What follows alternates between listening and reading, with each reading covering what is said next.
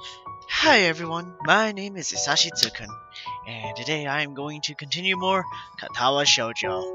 Now, I'm trying to rush this as fast as I can, so that you guys cannot be so angry at me for uploading all this. So without further ado, let's get this done. I'm trying to do it as fast as I can, but try to enjoy the story as much as you can, because I don't get to do this so often. That is a holiday special and all. I rest my chin on my hand as I absent-mindedly look out the window. Yet another Muto's lectures droning on and on as if it were endless. The summer sky is almost alluring in its bright cerulean splendor. Only the odd passing cloud breaks up the deep blue expanse. This feeling of longing is probably the outdoor side of me, yearning to escape. Nakai! Could you answer this? That side of me lost to the past now, though. In that case, I think it would use the na suffix. Correct! Moving on. The suffix for... As my attention towards Muto slips once again, I spot Misha giving me an enthusiastic thumbs up and nod at her to settle her down. It's been a handful of days since Lily left for Scotland, days which have passed relatively peacefully. Life largely continues as usual, in contrast to what I expected. While thoughts of her have danced around on the edge of my mind since she left, present events managed to subdue them, at least for the time being. So I find myself idly chatting with Hanako, as usual, when lunchtime finally rolls by. Are the later ones in the series good at it as well? Oh boy. Not really. You're probably best off just sticking to the original. His later books didn't live up to it, other than maybe God Emperor. Thanks, I wasn't really sure if... As Hanako steps to the side, I see Shizune stride up in her typically business-like manner, flanked by her ever-present bright-haired shadow. Try as I might, I can't read any hint of their intent from their faces. Shizune's poker face and Misha's seemingly boundless cheerfulness are a devilish combination. Morning, Shizune. Misha? Hi. I accentuate the greeting with a nod to Shizune in order to get the point across. She promptly and curtly returns the gesture to both of us. It's been a long while since I've really talked to either of them. For a while I thought they might be avoiding me, but I eventually came to the conclusion that Shizune really isn't the type to do so. Dots. Morning! Shi-chan said that Muto wants to see you sometime. Because of this statement, my face contorts as if I'd just eaten spoiled food, giving Misha no end of amusement. Wahahaha! Anyone think you're in trouble, Hi-chan? Dot. You may not be aware of it, but you have the least to worry about out of anyone in the class. What an unexpected vote of confidence. Even Hanako nods hesitantly to affirm the point. Thanks, I'll keep that in mind. There was something I wanted to ask you, though. Dot. And what might that be, Hi-chan? I have a feeling this won't go over well, but here goes. Is there any reason why you and Lily don't get along? It seems like even a little civility would help you both in your duties. Shizune's cold stare after Misha happily signs the word stops me in my tracks. In hindsight, I really could have worded that better. Out of the corner of my eye, I'm sure I see Hanako move back just a little. Thankfully, Shizune notices this and lets her temper dissipate as she forcefully runs her hand through her hair to let off steam. Perfectly on cue, Misha begins interpreting the second. Shizune's arm begins to move. Dat. I would say that such matters aren't relative to you, but since you seem to have befriended Lily... She pauses to adjust her glasses, evidently attempting to articulate her point in the best possible manner. Dat. Well, I would assume the same of her. I cannot call my own views on the matter unbiased. Suffice to say, we were closer before than we are now. Shizune makes a quick gesture to Misha to stop her from interpreting, then has a quick meeting with her before proceeding. The fact that the two can communicate so easily yet so secretly right in front of us is slightly disconcerting. Hanako seems to share my curiosity at the proceedings, looking on with thinly masked interest.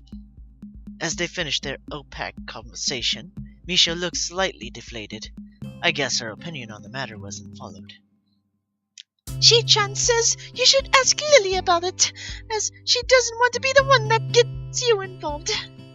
Ah, well, I'll just have to ask her after she gets back. At least I got some info out of Shizune. Two having been on close terms means that they weren't always at each other's throats, or at least not quite used to this extent. Not quite to this extent.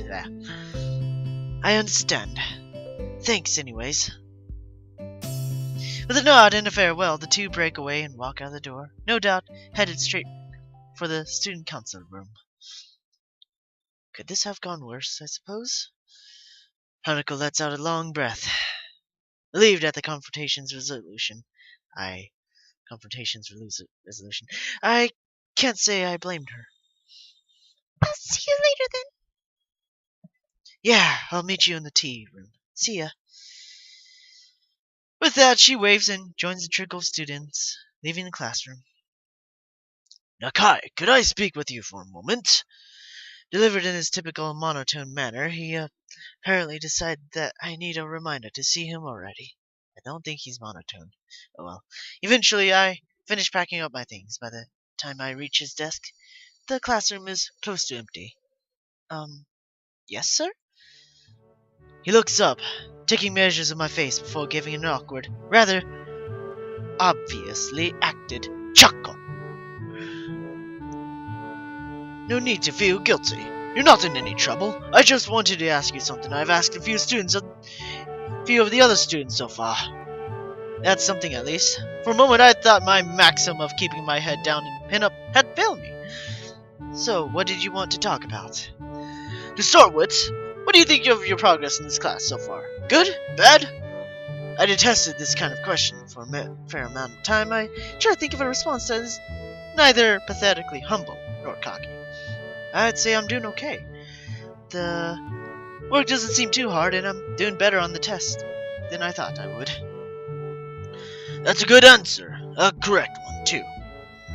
I give a mental sigh of relief at his satisfaction. To say that I don't give a little pride from his comment would be a blatant lie. And a maelstrom of thoughts clouding my mind after learning that I'd be transferring to Yanmaku, my school grades seemed utterly unimportant. Being entirely clueless as to what skill level would be assumed of me. Once I actually got here, I was hugely relieved when I found out that I understood well enough the schoolwork we'd be doing. I know your circumstances might have thrown a wrench in the works, but have you given any thought to your future? My future? What do you like to do as a profession? Do you have any thoughts of where you'd like to be in 10 or 20 years' time? I wouldn't be surprised if you covered this ground in your previous school, but I don't have any records of it. If you have, I suppose last years of high school and the time when students would need to be thinking about such things. To be honest, I really haven't lent it much thought, compared to my immediate situation. Catching on to my thinking, Muto speaks up. It's okay if you haven't decided anything specific yet. I wouldn't be surprised if a lot of your classmates were still undecided after all. Maybe pursue one of your talents? It's rather obvious. Trying to squeeze an answer out of me, and something about his previous wordings make me suspicious. makes me suspicious. He didn't seem to be intent on asking everyone like this, so he must have some kind of selection criteria. And I guess our marks in his class. Well, something in science might be the path of least resistance. His face brightens, no doubt pleased at the thought of a prize student following his subject as a career path. Good! Having a general idea is the first step. I would advise you to think on it, though. I will. Things are kind of settling down, which will help. Good to hear. Oh, and I've noticed that Ikezawa's attendance and marks have improved since you came to be friends. I'd like to thank you for that. I'm surprised you noticed we knew each other. He gives a chuckle and as awkward as a smile. This guy really has no idea how to properly act around others. Every facial movement seems like an act of careful but misdirected choreography. You could say that having a general idea of who knows whom is part of a teacher's job. Catching himself before he goes off on a tangent, he loudly coughs into his hand. I'm sure you have things to do, though, so I'll stop there. Please do think about where you're headed from here, as you don't have long to go before you finish high school. I will. Thanks. The brief talk ended. I take my leave. He goes back to fussing with the teacher's materials on his desk. This is one of the times I'm envied of Lily, almost maddening so, to have one's future so clear and so assured, yet working towards it from such a young age. It's an idea so utterly irreconcilable with my own thoughts, mired in the present day just as they've always been. Passing of time, huh? Well, we're gonna keep recording, so this time, let's go.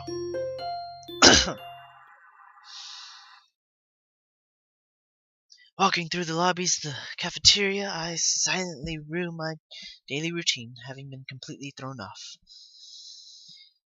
It had seemed like a normal day. I arrived in class before most due to waking early and having become quite adept at chuckling down my pills without choking as I get ready for the day. But as students trickled in, no one ever materialized. Hanako. I stepped inside, my eyes scanning the expanses of the cafeteria in search of a suitable place to take a seat. It's a task made more difficult by the concepts of the groups of students moving about and busy talk. Gah! Hand pounds my back hard a couple of times, severely winding me. I couldn't care less about the culprit as I focused my thoughts on the chest and the near automatic reaction. My hands instinctively tightens on my breast, and I start going through the steps. I rehearse in my mind every other day. Breathe steadily in and out. With a measure of relief, I can slowly feel my chest becoming less tense. The time I look back up, my face is covered in sweat from the experience. Hey man, are you okay? God damn, don't do that again, you idiot. Retreats back, an expression of unease written on his face. In hindsight, I probably shouldn't have barked at him, considering he has no way to know. I give a sigh and right myself with some difficulty. Sorry, I just have some chest problems.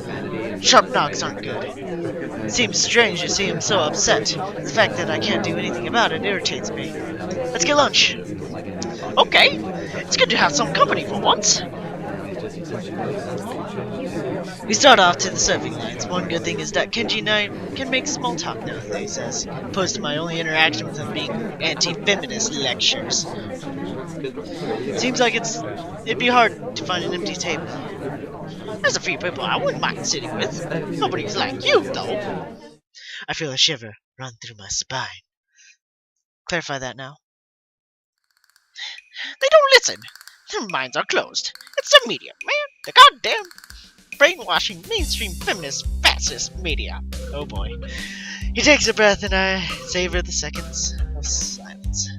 Damn it, they control everything. Everything but you and me. Relax a little while we grab our food and drink. So, what you got for me? Huh? Come on, you've been hanging around Sato and that other chick for ages now. Rumors are all over my class, and probably some of the others too. Eavesdropping isn't a good habit. Let me guess, you never do it. Not even when you're bored? Really? Well, huh? Fine. Point taken. Both of us stopped to have soup, ladled into a couple of small bowls, and placed onto our trays. The concoction that lands into the bowl looks pretty questionable, but at least it smells reasonably good. As we take our seats at a miraculously free table, I try to think of something that would actually interest them as all. I hope I can come up with an acceptable topic. I found an answer to that question of you asked a couple of weeks back, where Lily's non-Japanese half comes from, that is. Good, man. It's Russia, right? Totally Russia! Scotland. He visibly stops in his tracks. Scotland? Yeah, that was my reaction too. She can speak English fluently and everything. Damn it! Do you realize what this means? How terrifying this news is to me!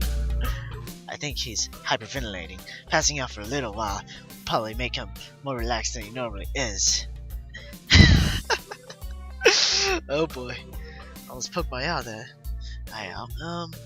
Let's humor him. I don't care. I have no idea what it means. Enlighten me. I just lost 10,000 yen, man! 10,000 yen! No, not 10,000, but 1,000! Ah, damn. This is the worst day ever. You're kidding me. You made a bet about her nationality? One of the dudes in my class was bugging me about it.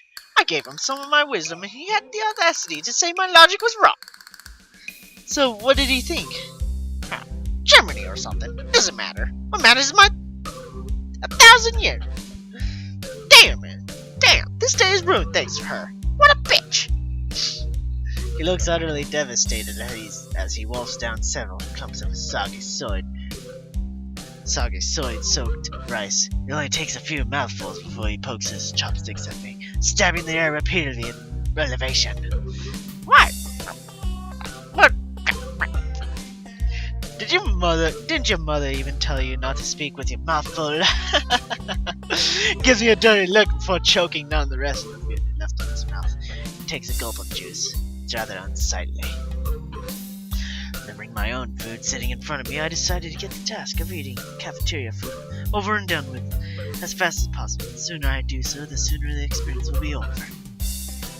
So, as I was saying, why would anyone want to live in that place anyways? I mean, what is there to see? Grassy plains. That's it. Lots and lots of grassy plains. And men in kilts. Oh boy. I'm not sure which is worse, the food or his worldview. I can feel my face being dragged down by their combined weight. Not that he'd notice or care. It's not that bad. Why do you care about her so much anyways? She's just your class rep after all. He gives a malevolent chuckle. Were there anyone but Kinji? I feel uneasy about how he sounded. I finally found the clink in the Feminist Legion's armor. It took a while, but I'm confident that this is going to be how we can bring down the whole system. I'm about to blow your mind. Are you ready? I tune out his rambling for a moment as I finish my rice and star on the unappealing soup. One taste is good enough to confirm that. It's cold. Ready as I'll ever be. I confirm that Lily is in the mafia. What? What? Alright, stay with me for a second here and I'll describe the scene. I wish I could do otherwise. Lily's there, walking down the street after school. You're not stalking her, are you? No, damn man, I do have some sense of self-preservation. But no dignity or morals or social standards. Anyway, as I was saying, this car pulls up next to her and guess who steps out? A man in a pine-striped suit. Wave her in. Then the two leave just like that. I tell you, man, she's under protection. Under protection. Man in... Oh, okay. I can see where this is going. It takes effort not to sigh in exasperation. Let me guess, this man was about average height, had a slightly slender build, had blonde hair, looked foreign, and smiled a lot. He looks positively stunned. I take advantage of the moment of quiet to quickly gulp a mouthful of cold soup. It seems you're more observant than I thought. Yes, I have chosen well. He giggles a little and nods to himself so dramatically that it looks comical. I can't tell whether that's intentional or not, and that fact makes me frown. This has important ramifications, you know? If she really is connected to the people like them, and we're smart about what we do with this information, we can turn this into our greatest weapon against the student council. Once he starts rambling into conspiracy territory, my juice suddenly becomes of much importance. Only half listening to his pontifications, my mind drifts to the matter of Lily and her antipathy for Suzume. Pass between them steadily becoming more coherent, but I'm not even sure if I should be learning of her past this way. Indeed, even if I do work out what went wrong, really doesn't seem like my business to go and interfere. Damn, not having Lily is making my thoughts wander. I'm noticeably more bored and sullen without her company, and the same goes for Hanako. All we do during lunch anymore is eat and play chess. Come to think of it, I need to check on Hanako after school too. Considering her much improved attendance, I guess she comes down with something.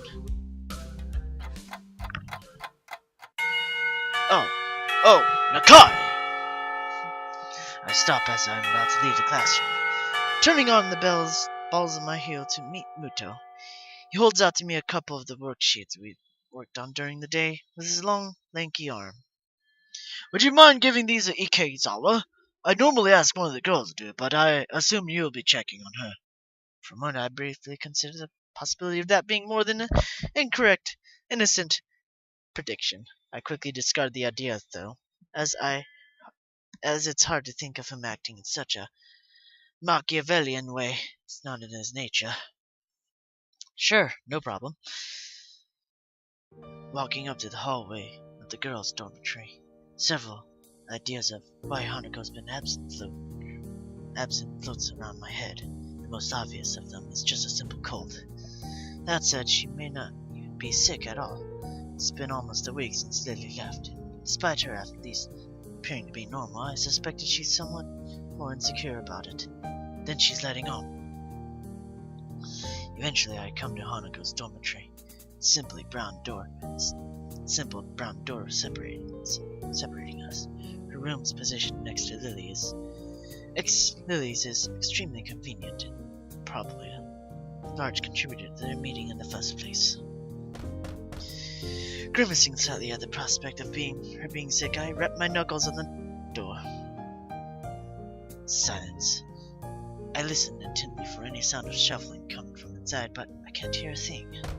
I knock on the door again, slightly harder. Still no answer. How strange. A door opens behind me. A freckled and somewhat scrawny underclassman I don't recognize comes out and is briefly taken off guard by my presence. Hi. I'll ask about her. Actually, this may be a rather fortuitous meeting. Hey, excuse me, do you know if Hanako's come out of her room today or not? She doesn't seem to be answering. Ikezawa is Ikezawa. Her not answering the door is totally normal. That tall foreign girl's the only person she'll ever talk to, after all. She gives a shrug before walking off down the hallway, having much more important matter to attend to than Hanako or I. Her dismissive attitude annoys me. Hanako must have a reputation as a hermit, a reputation that doesn't seem outright undeserved, at least in the time being before we'd met. Scratching my head, I make one last attempt at getting Hanako to answer as I knock on the door one final time. Hanako, it's just me. Muto said to give you some stuff. For a while, the attempt seems just as successful as the last. Just before I slip the sheets under her door, though, I can hear the handle rattling.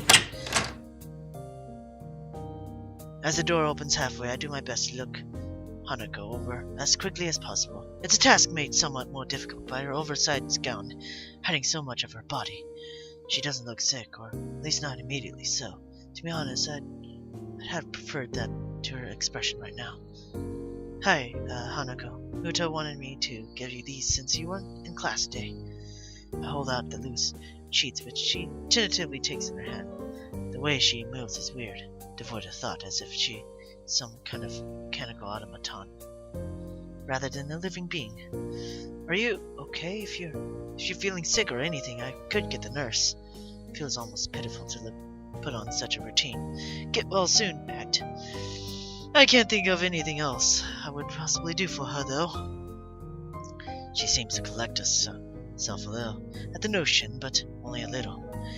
I'm fine. Okay. An awkward silence follows, eventually ended by her nodding solemnly in farewell and closing the door. The entire experience feels surreal. More than a little put off, I wander back into my room and hope that she'll be better by tomorrow, despite not knowing exactly what's wrong with her. Now I'll be right back, because I gotta check how much memory this took. Let's see, how much time is it? 3:32 compared to 3 o'clock. God,